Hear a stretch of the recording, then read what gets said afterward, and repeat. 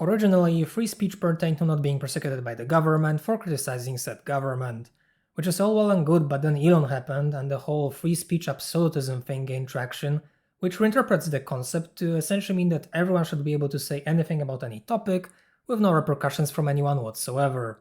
Sometimes a single limitation, namely the law itself, is added to the mix, but that just means that you are okay even with the most severe cases of censorship, as long as it is lawful, which kind of defeats the entire purpose. Besides, it's a moot point anyway, as Twitter does not seem to mind many commonly outlawed practices such as blatant lies, misinformation, hate campaigns against individuals and entire groups of people.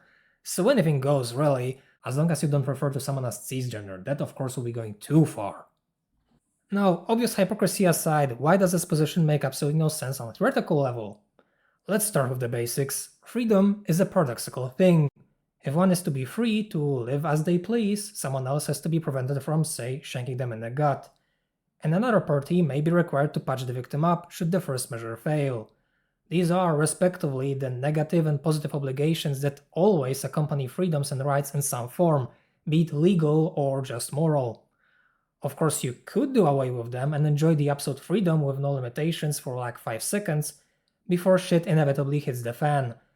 But rather than start with the absolute freedom and end up with someone abusing it to enslave everyone else, it is more prudent to aim for maximizing the amount of freedom you end up with, and always have at your disposal.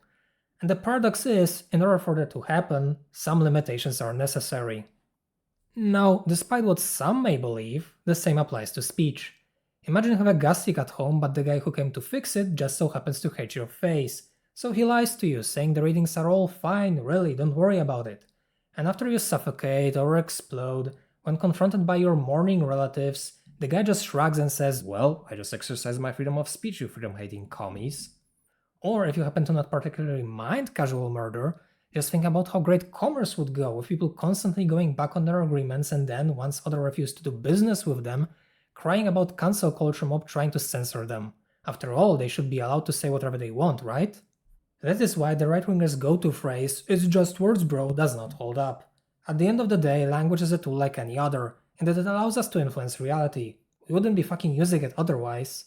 Whether you stab someone with a knife or incite an angry mob to do that for ya, the end result is roughly the same. So you need some limitations, though again, not necessarily legal ones, to be put in place, unless you want to end up with utterly dysfunctional society and a whole lot of dead people.